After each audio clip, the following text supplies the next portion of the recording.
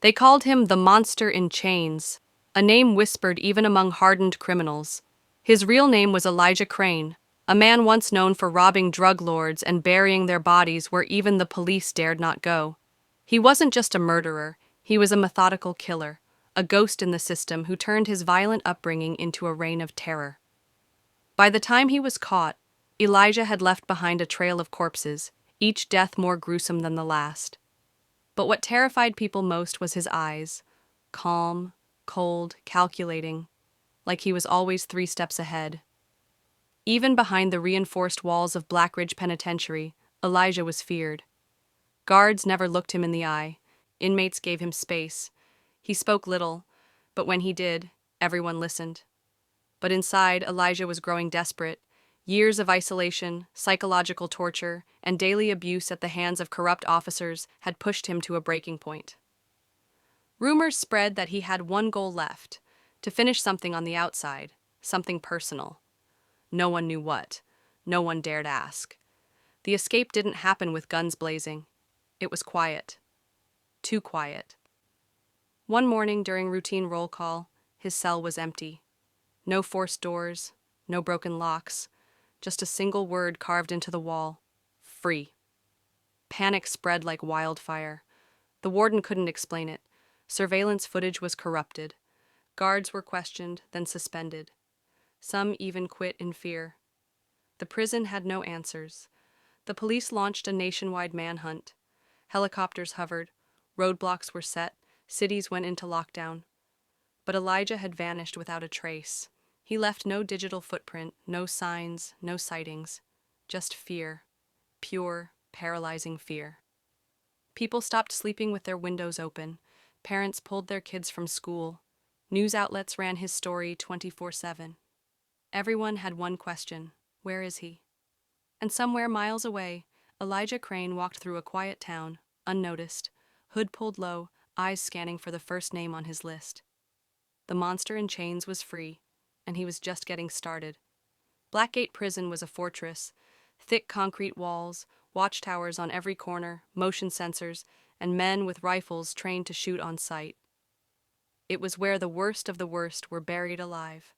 And among them was Dante Reyes, a former gang leader turned solitary legend. Ruthless, brilliant, and patient. He had once orchestrated a citywide massacre without ever leaving his apartment. So when he was caught, officials thought the nightmare was over. But inside Blackgate, Dante was far from done. His days were quiet, reading, watching, waiting. The guards grew complacent. To them, he was just another caged animal, but Dante was studying everything: guard rotations, camera blind spots, inmate alliances. He started small, helping guards keep the peace, snitching on small-time fights. He earned their trust. And then, one night, hell broke loose. It started with a power cut, short, intentional. The lights flickered, and within seconds the cell blocks erupted.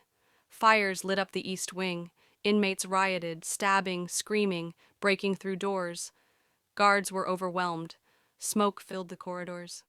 Amid the chaos, Dante walked through the fire like a phantom, vanishing into the shadows with 3 hand-picked followers. Every step had been planned, every second calculated. By the time reinforcements arrived, it was too late. 27 guards injured, 5 dead, and Dante Reyes was gone. The police scrambled, but they were chasing a ghost. Dante left behind no tracks, no accomplices, just fear and a message scrawled in blood across a prison wall. You thought I was caged. I was just watching. News of the escape spread like wildfire. The nation erupted. Politicians demanded answers. Protests broke out.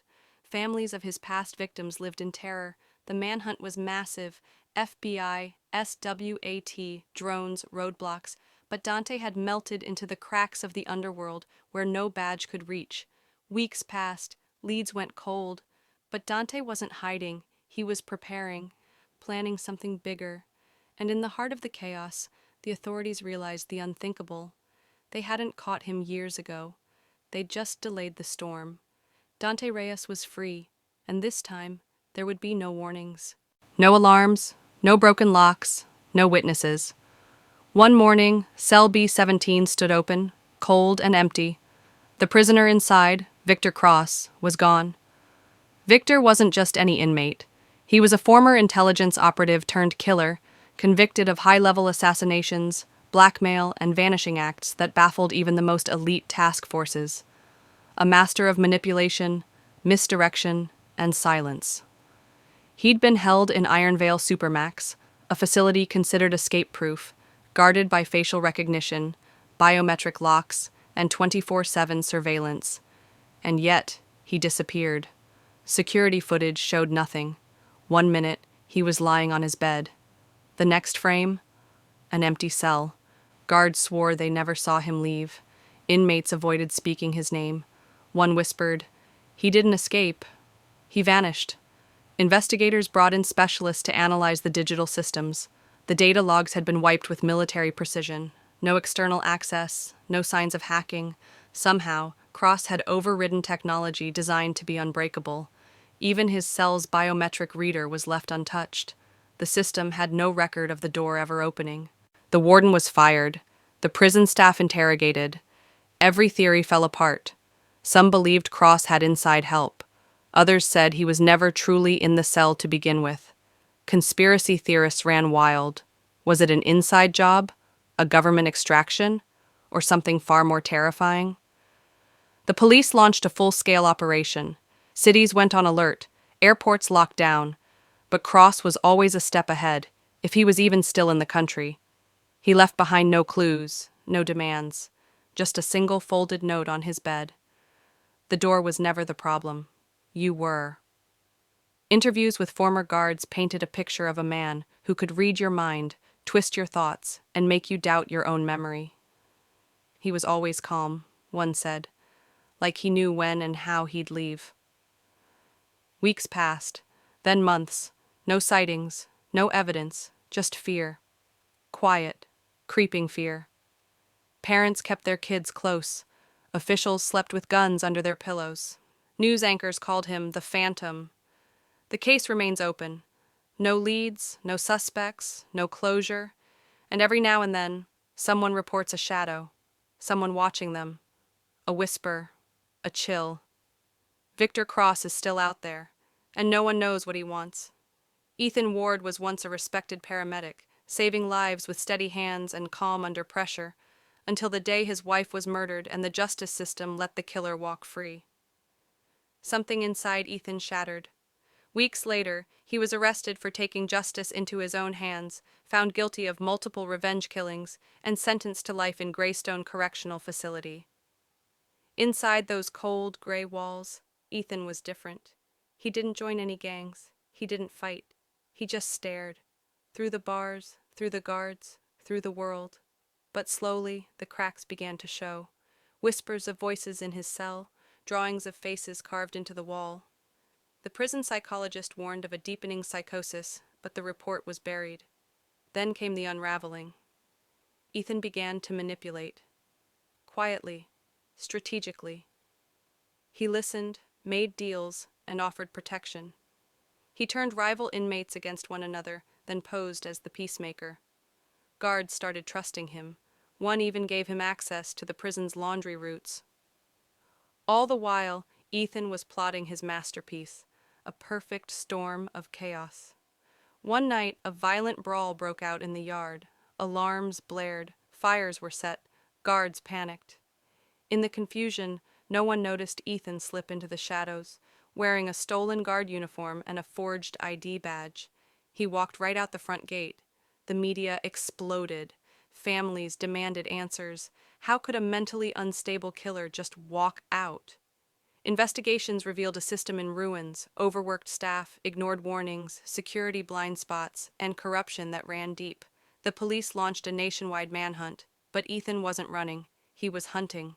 One by one, people connected to his case began disappearing. His wife's killer, the judge, the corrupt cop who destroyed evidence. Each death was precise, methodical, surgical. Panic gripped the public. Was he a villain or a vigilante? Some called him a monster, others called him a hero. The police, they called him a ghost, and with each victim, Ethan left behind a message.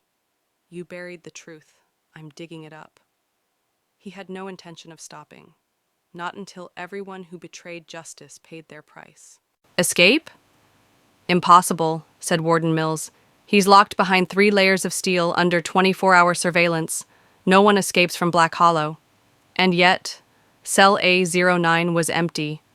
Gabriel Vance had been serving 5 consecutive life sentences for orchestrating the deaths of political figures, tech CEOs, and crime bosses. No fingerprints, no evidence, just dead bodies and encrypted messages that left authorities stunned. When they finally caught him, it took an international sting and cost the lives of 3 agents. But from day one inside Black Hollow, Gabriel smiled, like he knew something no one else did.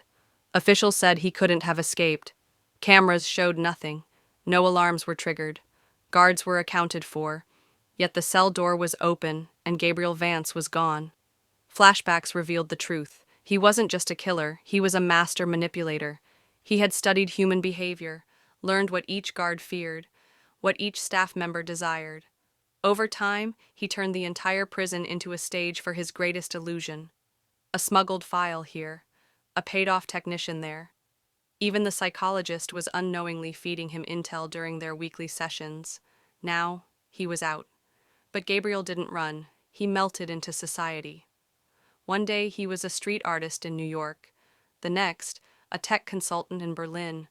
Always clean-shaven, always polite, always invisible.